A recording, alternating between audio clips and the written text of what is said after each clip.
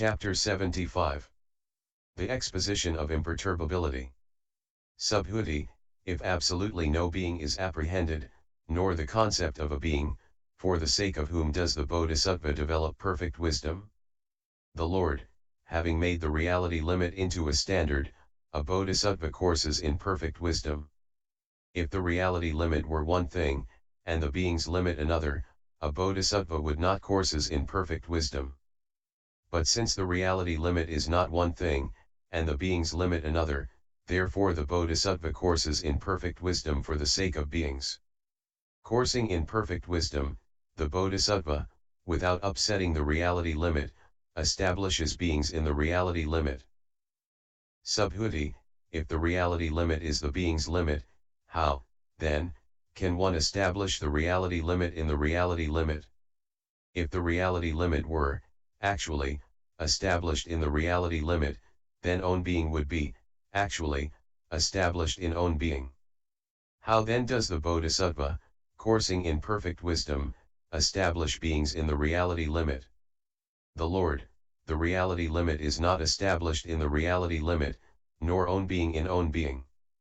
Nevertheless the Bodhisattva through his skill in means establishes, the, being's, limit, in the reality limit without upsetting the reality limit.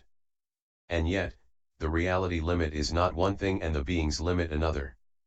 In fact they are not two nor divided. Subhuti, what is the skill in means of the Bodhisattva, endowed with which he establishes, coursing in perfect wisdom, beings in the reality limit, but without upsetting the reality limit? The Lord, here the Bodhisattva, coursing in perfect wisdom, from the first thought of enlightenment onwards establishes beings in giving. When he has done so he considers that gift at the beginning, end, and middle. Just as the gift is empty at the beginning, end, and middle, so is its fruit, and so are the donor and recipient. In this way all these objects do not really exist in the reality limit. Do not imagine that the gift is one thing, its fruit another, the donor another, and the recipient another. If you do not imagine these things, then your gift will become deathless and terminate in the fruit of deathlessness. But do not through this gift take hold of any of the skandhas. And why? Because this gift is empty of a gift, its fruit is empty of a fruit, and also the donor is empty of a donor and the recipient is empty of a recipient. For in emptiness no gift can be apprehended nor its fruit, no donor, and no recipient. And why?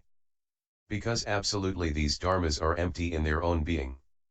Moreover the Bodhisattva, coursing in perfect wisdom, establishes beings through his skill in means in morality. Come here, son of good family, having forsaken the taking of life, do you become one who abstains from the taking of life? 2. Having forsaken wrong views, do you become one who abstains from wrong views? There exists in these dharmas no such own being as you have imagined. Investigate therefore the dharmic facts when you rob living beings of life, or consider that, by which you rob them of their life. And this should be done up to wrong views. Endowed with this skill in means the Bodhisattva, who courses in perfect wisdom, matures beings. He describes the fruit of that gift or morality, but he knows that, they are both empty in their own being. Having known these fruits to be empty, he does not settle down in them and he produces first non-distraction and then wisdom. Through that wisdom he cuts off all unwholesome tendencies and all obsessions, and then enters the realm of nirvana which leaves nothing behind but by way of worldly convention and not in ultimate reality. And why? Because in emptiness no dharma can be apprehended which enters final nirvana or which is made to enter it. For in fact absolute emptiness is his final nirvana. Moreover the Bodhisattva, on having seen other beings and persons who have angry and hostile thoughts, instructs and admonishes them as follows: Come here, son of good family, perfect yourself in patience, develop patience, and become a tolerant person. He who has ill will, all these dharmas are empty of an essential nature. Do therefore investigate him who has ill will, him towards whom he has ill will and that which causes him to have ill will, and you will find that, all these dharmas are empty of an essential nature. but the emptiness of essential nature is never not emptiness. It has not been made by the Tathagatas, nor by the Pratyekabuddhas, or disciples, or bodhisattvas, or gods, nagas, the gods of the station of neither perception nor non-perception. Do therefore investigate him who feels ill will, him towards whom you feel ill will, or that whereby you feel ill will, and you will find that, all these dharmas are empty of an essential nature. For emptiness does not feel ill will towards anyone. It is thus that a bodhisattva, coursing in perfect wisdom, through his skill in means enjoins the emptiness of essential nature upon beings, both as regards the cause and as regards the fruit. As a result, he encourages them to gradually win the supreme enlightenment and establishes them in it, and that again by way of worldly convention and not in ultimate reality. And why? Because in the emptiness of essential nature there is no one who could attain, nothing through which he could attain, and not anything which he could attain. This is the reality limit, the emptiness of essential nature, wherein the bodhisattva courses in perfect wisdom for the sake of beings, although therein he apprehends no being or the concept of a being. And why? Because all dharmas have nothing to do with beings. Moreover, the bodhisattva who courses in perfect wisdom sees beings of inferior vigor and full of sloth, and with his skill in means he encourages them to physical and mental vigor. In the emptiness of essential nature, O son of good family, there exists no losing of heart, or whereby he would lose heart, or he who would lose heart, all these dharmas. Do not stray away from the emptiness of essential nature. Do generate mental and physical vigor, avoid indolence, and exert yourself in wholesome dharmas, whether by way of giving, by way of all Buddha dharmas. All those dharmas, O son of good family, you should see as unobstructed, because of their emptiness. For in unobstructed dharmas there exists no losing of heart on the part of any dharma. It is thus that the bodhisattva, coursing in perfect wisdom, by his skill in means encourages beings to the emptiness of essential nature, settles, and establishes them in it. And he establishes them in such a way that no duality exists therein. And why? Because the emptiness of essential nature is not two nor divided. And a non-dual dharma cannot lose heart anywhere. Moreover, the bodhisattva who courses in perfect wisdom instructs and admonishes beings in vigor by way of the emptiness of essential nature. Come here, son of a good family, exert vigor, whether by way of giving, by way of the 18 special Buddha dharmas. But do not attend to these dharmas from duality or from non-duality. And why? Because these dharmas are the emptiness of essential nature, and that should not be attended to from either duality or non-duality. It is thus that the bodhisattva, who courses in perfect wisdom, and who through his skill in means courses on the pilgrimage of a bodhisattva, matures beings. Having done so, he gradually establishes them in the fruit of a stream winner, in the supreme enlightenment. Moreover, the bodhisattva, who courses in perfect wisdom, through his skill in means instructs and admonishes beings whose thought is distracted. Come here, son of good family, and develop transic concentration. May you not become one who has notions about either distraction or concentration. And why? Because these dharmas are the emptiness of essential nature. And in the emptiness of essential nature no dharma can be apprehended which could either be distracted or become one-pointed. When you have stood in this transic concentration, whatever wholesome root you may bring about, by body, voice, or mind, whether by your giving of gifts, by your purification of the Buddha field, all these wholesome dharmas will become manifest in you with little trouble when you course in the emptiness of essential nature. It is thus that the bodhisattva, who courses in perfect wisdom, works the will of beings through his skill in means ever after he has had his first thought of enlightenment. He always performs good works and constantly seeks for what is wholesome while working the will of beings. He constantly passes on from Buddha field to Buddha field, and there honors the Buddhas and Lords. And the Dharma which he hears from those Buddhas and Lords, that he never forgets again until he has won the supreme enlightenment, even after he has passed beyond this present birth.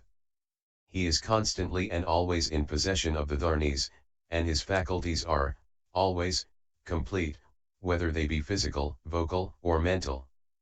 And why?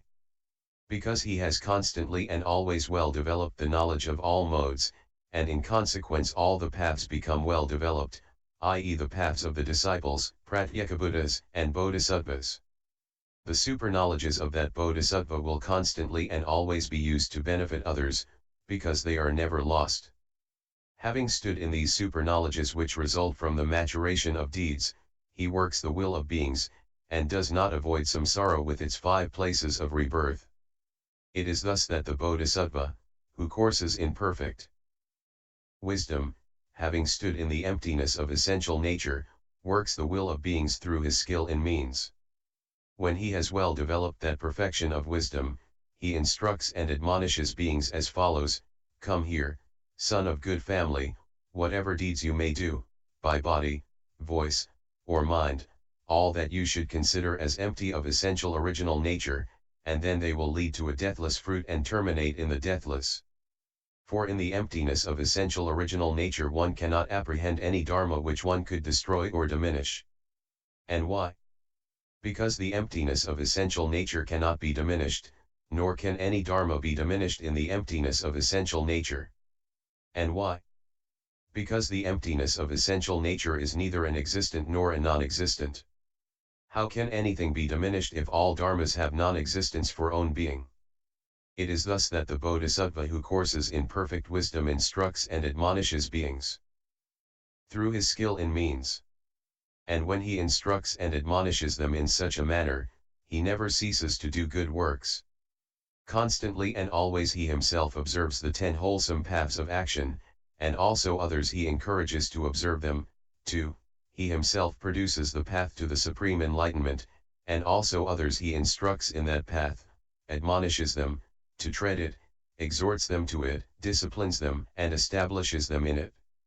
It is thus that the Bodhisattva, when he courses in perfect wisdom, through his skill in means is never one who does no deeds. Subhuti, if all dharmas are empty of essential nature, and if in the emptiness of essential nature no being can be apprehended, no dharma and no non-dharma, how does the Bodhisattva set out for the knowledge of all modes? The Lord, so it is, Subhuti, as you say, empty of essential nature are all dharmas, and in the emptiness of essential nature no being can be apprehended, no dharma and no non-dharma. If, however, all dharmas were not empty of essential nature, then the Bodhisattva could not be established in the emptiness of essential nature. Nor could he, on having won full enlightenment, demonstrate dharmas as empty of essential nature. The skandhas are, actually, empty of essential nature. Therefore the Bodhisattva, when he courses in perfect wisdom, demonstrates dharma to the effect that the 5 skandhas are empty of essential nature. 2. That the forsaking of all defilements together with their residues is empty of essential nature.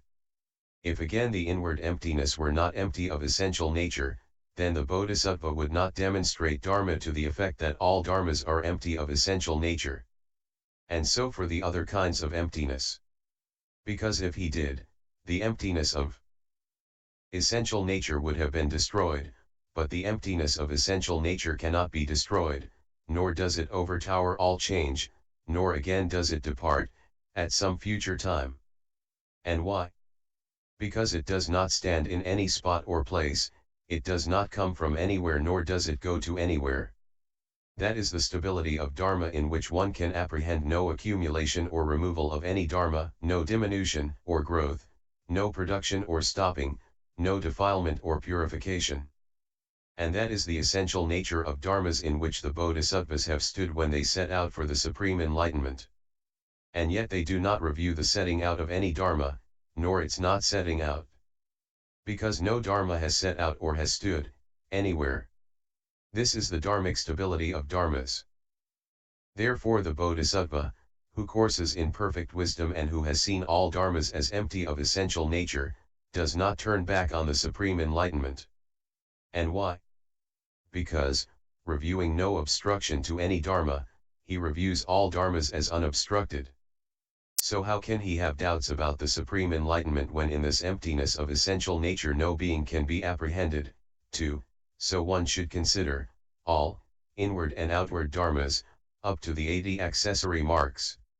Just as if the fictitious magical creation of a Tathagata were to demonstrate the Dharma to another fictitious magical creation, be it a monk or a nun, a layman or a laywoman, continuously for endless eons, what do you think, Subhuti, would those fictitious magical creations be capable of attaining the fruit of a stream winner, to the supreme enlightenment? Subhuti, no, O Lord. And why? Because they would have no objective basis for that. The Lord, so it is, Subhuti, so it is. When all dharmas have no objective basis, what is that being whom the Bodhisattva could exhort to win the fruit of a stream winner, to the supreme enlightenment? So all that he actually does is to exhort people who are enveloped in perverted views, and exhort them to non-perversion and establish them in it. And that perversion is in any case just a non-perversion, because it has issued from nothing but thought constructions. For non-perversion is free from all discriminations. Where there is no perversion there is no self, no being, to no enlightenment. And where there is no form, to no enlightenment, that is the emptiness of essential nature, dwelling in which the Bodhisattva, coursing in perfect wisdom, frees beings subject to the perversions from the notion of a being, from notions about things with and without form, to from all dharmas without flows. As to the dharmas without outflows, i.e. the 4 applications of mindfulness, to the 18 special Buddha dharmas, they also do not exist therein such as they are in ultimate reality.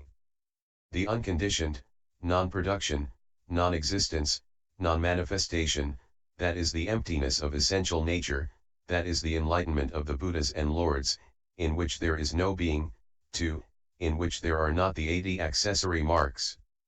For the Bodhisattva does not by means of the path set out for the supreme enlightenment except for the sake of the full comprehension of the emptiness of essential nature.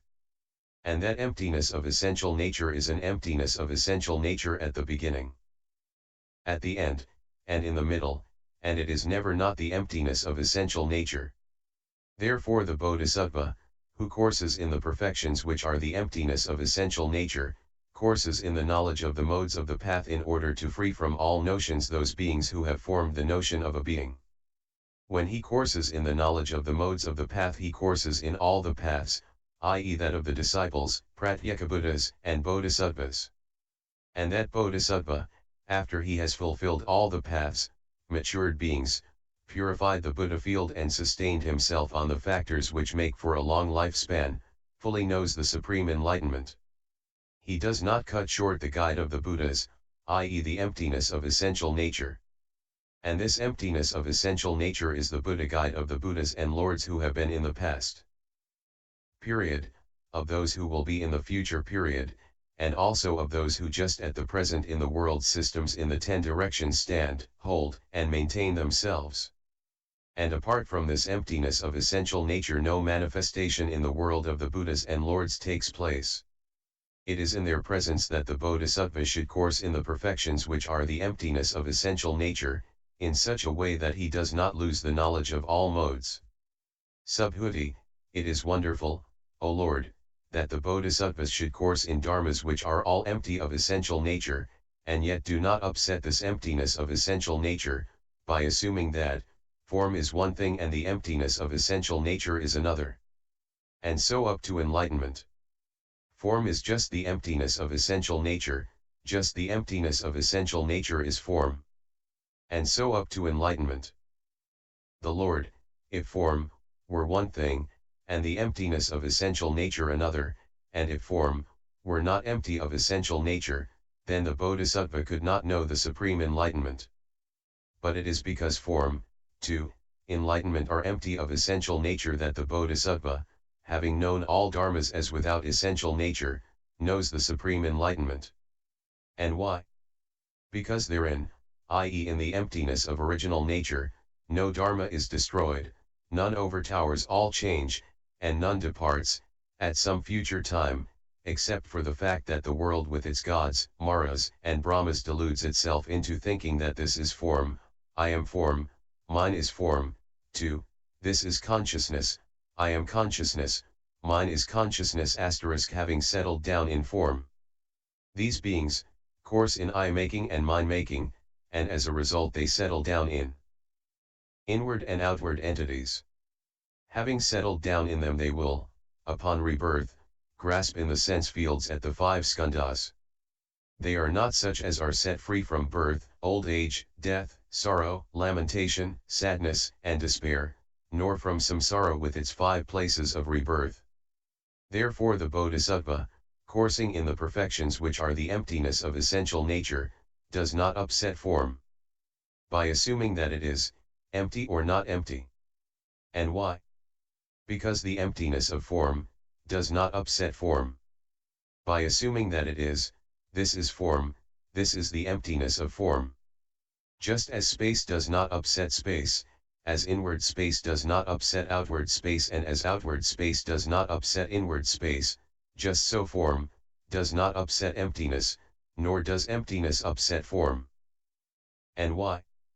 Because they have no own being which could be upset, by assuming that this is form, and this is emptiness. Subhuti, if all dharmas are one vast undifferentiatedness, how can the bodhisattva, after he has set out for the supreme enlightenment, ever know that he fully knows it? For enlightenment causes no divisions, nor can anyone who causes division fully know the supreme enlightenment. The Lord, so it is, Subhuti, so it is. No one who courses in duality can have enlightenment, nor does enlightenment cause divisions. For enlightenment is not two nor divided. The enlightenment of a bodhisattva does not course in such divisive concepts as enlightenment or enlightenment being. And that enlightenment of a bodhisattva does not course in form, to enlightenment. And why?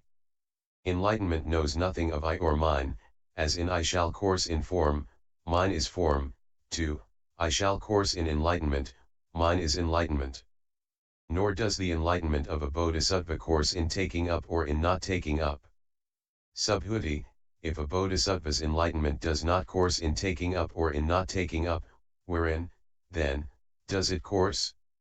The Lord, what do you think, Subhuti, does the enlightenment of a Tathagata's magical creation course in taking up or in not taking up? Subhuti, no, it does not, O Lord.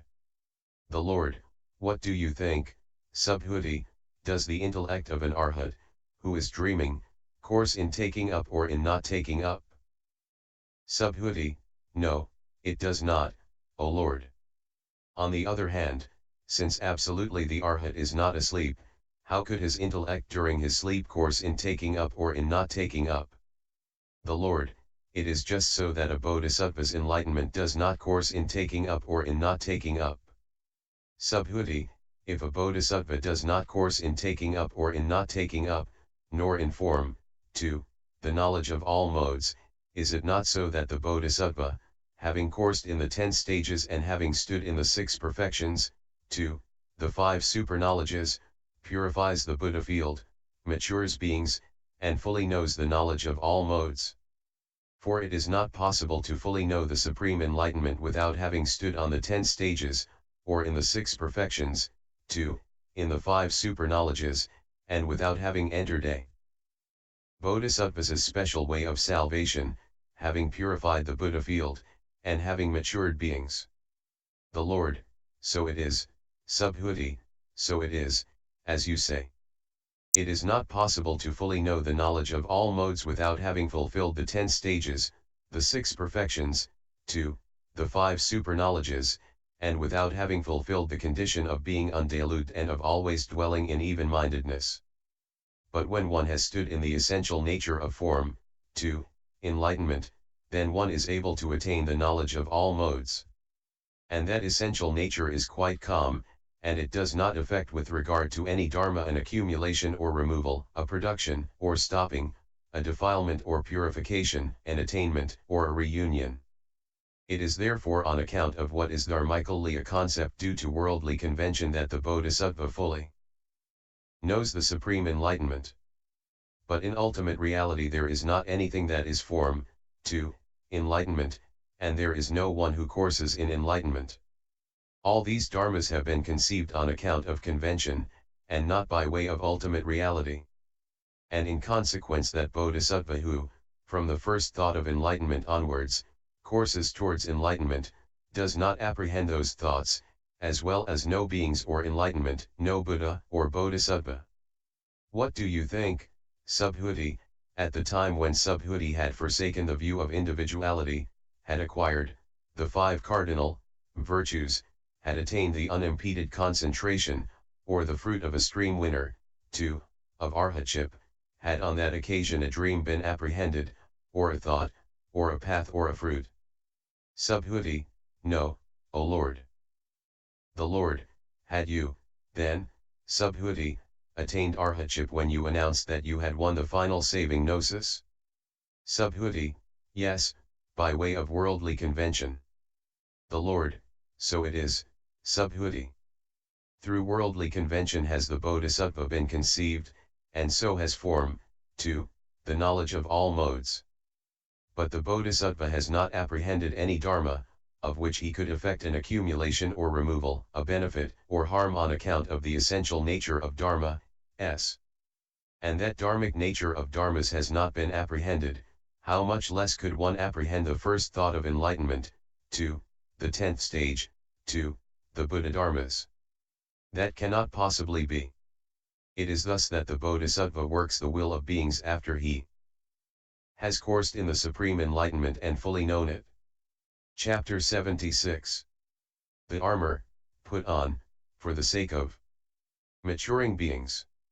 Subhuti, if, O Lord, a bodhisattva, coursing in the 6 perfections, 2, in the 18 special Buddha dharmas, as well as in the 14 kinds of emptiness, having fulfilled the enlightenment path, is incapable of fully knowing the supreme enlightenment, how, then, does a bodhisattva fully know the supreme enlightenment? The Lord, when a bodhisattva, coursing in perfect wisdom, courses through his skill in means in the perfection of giving, without apprehending a gift, donor, or recipient, and without coursing in any dharmas other than these, then he finds the path to enlightenment.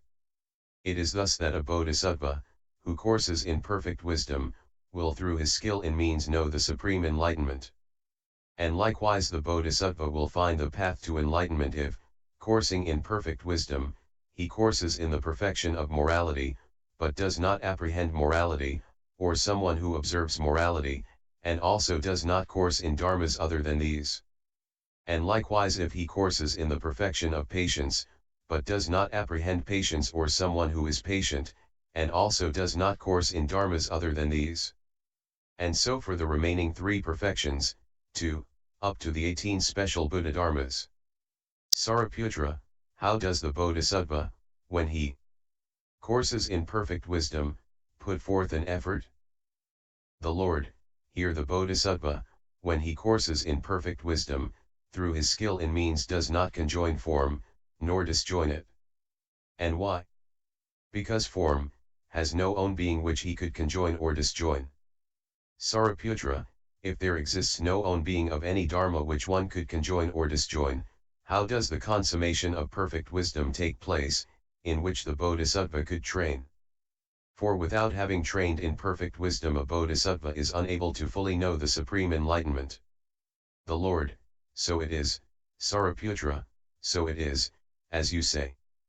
Without having trained in perfect wisdom a bodhisattva is unable to fully know the supreme enlightenment. But it can be done through skill in means, though not without it. If the bodhisattva, who courses in perfect wisdom, would apprehend the own being of any dharma, then he might grasp at it. Since, however, he does not apprehend it, how can he grasp at it, as this is the perfection of wisdom? 2. Even a bodhisattva he does not apprehend, how can he grasp at him? Ungraspable are the perfection of wisdom, 2, the Buddha dharmas. This perfection is an ungraspable perfection, i.e. the perfection of wisdom. In it the bodhisattva should train, and when he does so he will not apprehend even the training, how much less enlightenment, or the perfection of wisdom, or the dharmas of bodhisattvas, Buddhas, pratyeka Buddhas, disciples, or foolish common people.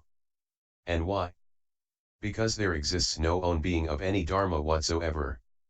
When thus all dharmas have no own being, what is a common person, what a stream winner, 2, what a tathagata? When these persons cannot be apprehended, then wherefrom can these dharmas become manifest by which one could define that this is a common person, 2, this is a tathagata? Saraputra, when all dharmas are non-entities, how should one interpret the canonical text which says that this is a common person, 2, this is a tathagata? The Lord is form, an entity or something truly existent in the way in which the foolish common people have settled down in it. Saraputra, no, O Lord, except by way of perverted views. The Lord, so it is, Saraputra, so it is. It is by way of perversion that beings imagine dharmas which are non-entities to be existence. It is because of this that a bodhisattva, who courses in perfect wisdom and who sees, through this skill in means, all dharmas as non-entities, sets out for the supreme enlightenment. 8. The maturing of beings. Saraputra, what is the skill in means of the bodhisattva by which, seeing all dharmas as non-entities, he sets out for the supreme enlightenment?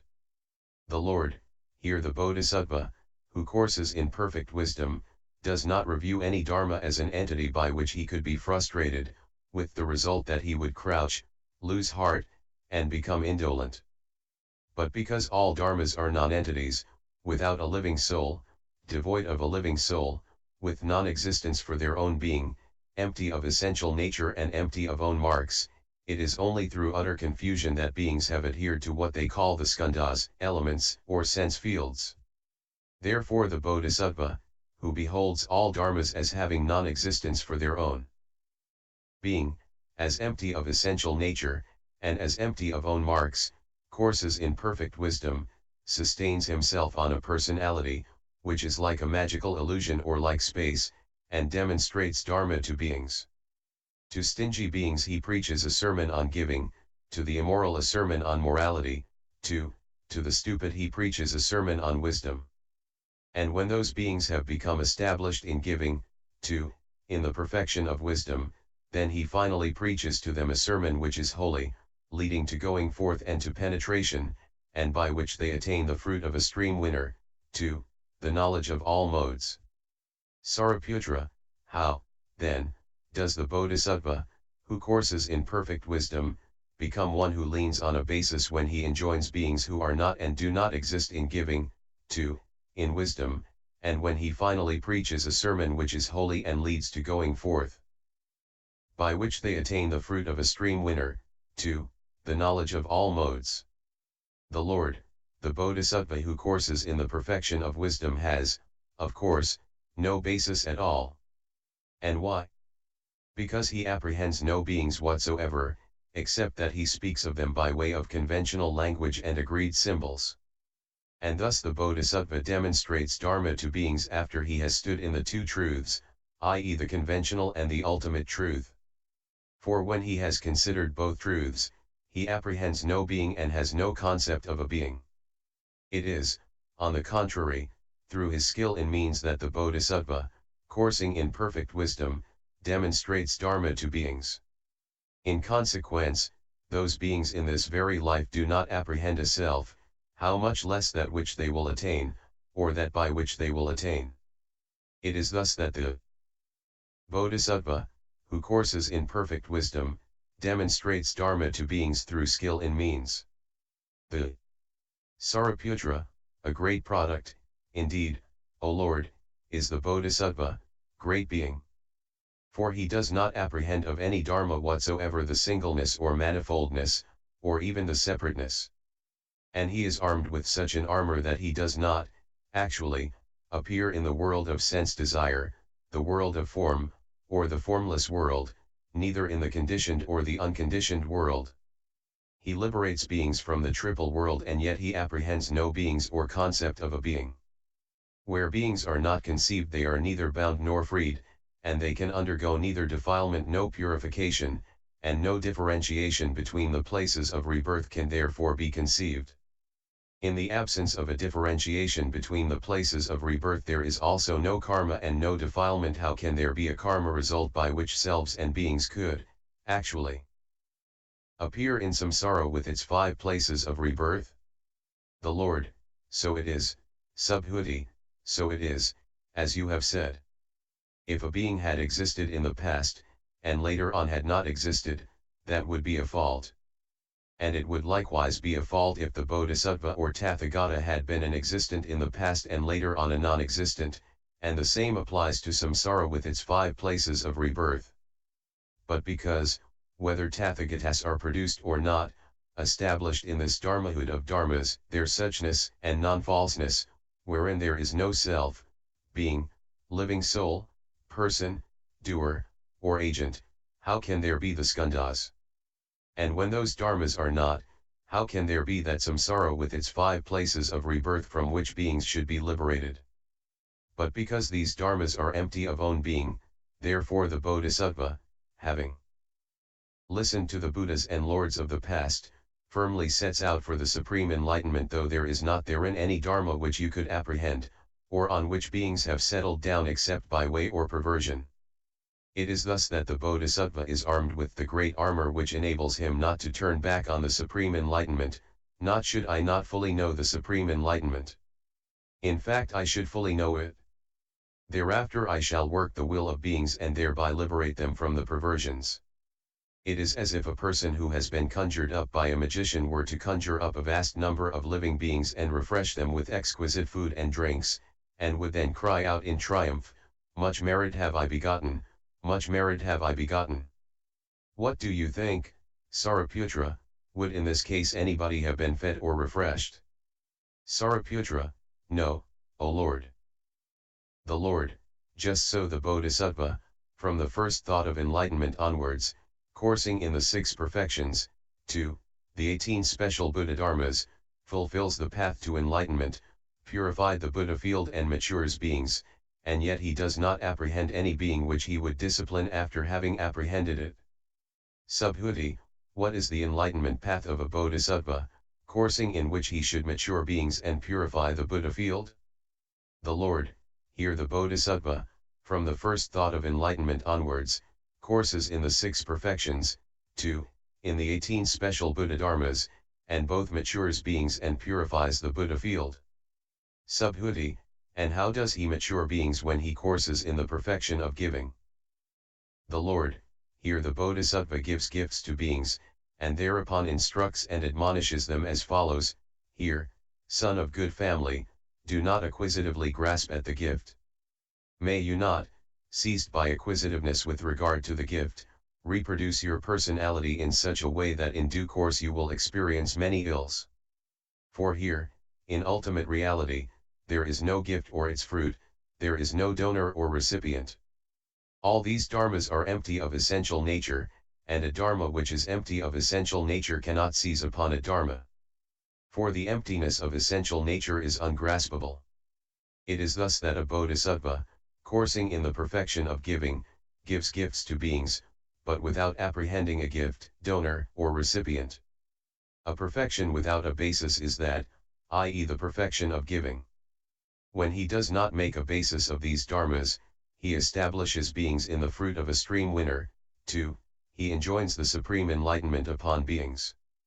It is thus that the Bodhisattva, coursing in perfect wisdom, matures beings. He himself gives gifts and others also he encourages to give gifts, he speaks in praise of giving, and of those others also who give gifts he speaks in praise, one acquiescent.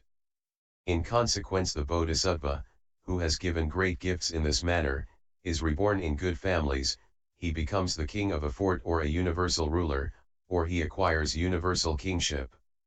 He then wins over those beings by means of the 4 means of conversion. Which 4?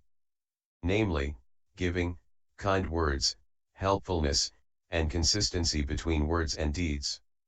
When he has won over beings by his gifts he gradually establishes them in morality, in the concentrations on emptiness, the signless, and the wishless, he enters on the certainty that he will win salvation by the methods appropriate to the disciples, he makes them attain arhatship and the enlightenment of a Pratyeka Buddha, and incites them to win the supreme enlightenment. Look here, you people, the supreme enlightenment is easy to know. In it no dharma exists by way of own being, nor any beings except by way of the perverted views. Therefore cut yourselves off from seizing upon all the perverted views. Free yourselves from samsara, and free others as well. In this way you will work a great will for yourselves, and also enjoin a great will upon others. It is thus that the Bodhisattva should course in the perfection of giving, and as a result he will not, from the first thought of enlightenment onwards, ever fall again into a bad rebirth, nor will he ever fail to achieve universal kingship. And why? Just as the seed so is the fruit. When petitioners come again and again to that universal monarch, he thinks to himself, I have taken hold of universal kingship for no other reason than to benefit beings. And he says, whatever you may want, it will be given to you. It is yours and not mine. I have no desire even for this inward body, how much less for anything else. I have laid hold of samsara for no other reason than to benefit all beings. Whereas he has no desire for samsara, he feels compassion and fulfills the great compassion, which enables him to work the will of beings. And he does not apprehend those beings as fully real, but refers to them only as notions, agreed symbols, and conventional expressions. But this conventional expression is like an echo and should be known as incommunicable. It is thus that a bodhisattva should course in the perfection of giving, i.e. in such a way that there is nothing that he has not abandoned to beings. Not even his own flesh, how much less those outward services by which beings should be free from samsara. Subhuti, and what are these services? The Lord, the 6 perfections, 2, the 18 special Buddha dharmas are the services which help beings to get free from samsara. Moreover, the bodhisattva who has stood in the perfection of giving and who gives gifts should then speak as follows, may you guard your morality. I will cause you to have an abundance of food, drinks, 2, anything else that may be useful to you. For it is through your deficiency in these things that you do immoral deeds. That is why I will cause you to have an abundance of food, drinks, 2, the 7 treasures, and in consequence you will, having stood in moral restraint, gradually put an end to ill through the 3 vehicles, i.e. the vehicle of the disciples, the vehicles of the Pratyeka Buddhas, and the cognition of the knowledge of all modes. It is thus that the Bodhisattva, who has stood in the perfection of giving, wins beings over through the perfection of morality. Moreover, the Bodhisattva, when he has stood in the perfection of giving, speaks as follows to those beings who become enraged or who feel ill will, for what reason do you, sons of good family, feel ill will? If the lack of anything makes you feel ill will, then you can get it from me. I will bring about for you an abundance of food, drinks, 2, anything that might be useful to you, so that you may not become angry or feel ill will. In this way the Bodhisattva, who has stood in the perfection of giving, enjoins patience on beings. There is nowhere any existent or anything substantial from which your wrath is produced. An unreal fancy is this wrath. No real entity corresponds to it, nor is there a real entity which offends you, makes you feel anger or ill will, or which makes you bellabore others with sticks or swords, or rob one another of life. When you have got angry as a result of an unfounded imagination, you will be hurled into the hells, the animal world, or the world of Yama, or any other place of bad rebirth where you will experience painful feelings, intense, harsh, and bitter. Do not, O you people, for the sake of dharmas which are non-entities, acquire a karma which precludes the acquisition of a human rebirth, how much more so that of Buddhahood. In fact, hard to get, sir, is Buddhahood, hard to get is the acquisition of a human birth. May you not be estranged from these timely rebirths, may you not be filled with doubts. In consequence the Bodhisattva perfects himself in patience, and also of those others who develop patience, one acquiescent. Thereupon, having enjoined patience on those beings, having established them in patience, he leads them step by step to final nirvana through the 3 vehicles. It is thus that the Bodhisattva, when he has stood in the perfection of giving, wins beings over to the perfection of patience. And how does the Bodhisattva, coursing in the perfection of giving, enjoin the perfection of vigor on beings? Here, the Bodhisattva, who has known of beings who are indolent, will say to them, "For what reason have you become so indolent?" And they will reply, "Because of the deficiency of the necessary conditions." But the Bodhisattva, who courses in the perfection of giving, will say to them, "I will surely provide you with all the necessary conditions, be they giving, or morality, or patience, or whatever else is necessary for you to exert vigor." In consequence, through the services of the Bodhisattva those beings exert vigor, physical or mental, and through that physical and mental vigor they fulfill all wholesome dharmas, through them again they develop the holy dharmas without outflows, and as a result they will attain the fruit of a stream winner, 2. They will fully know the supreme enlightenment. It is thus that the Bodhisattva, who has stood in the perfection of giving, wins beings over to the perfection of vigor. And how does the Bodhisattva who courses in the perfection of giving enjoin the perfection of meditation on beings? Here the Bodhisattva, who has seen beings who are distracted in their thoughts, admonishes them as follows: "How is it, O beings, that you do not enter on the trances?" And they reply to him, "Because of the deficiency in the necessary conditions." But the Bodhisattva then says to them, "I, my dear people, will provide you with the necessary conditions, which will enable you to have no discursive thoughts, concerning, either inward or outward." Thereupon the Bodhisattva will provide these beings with the conditions which enable them to have no discursive thoughts. And these beings with their discursive thoughts cut off, will enter on the 4 trances and the 4 unlimited. Through those trances they will come to develop the Eightfold Path, and as a result will gradually reach final nirvana through the 3 vehicles. And some of them will not lose the path of enlightenment until they win the supreme enlightenment.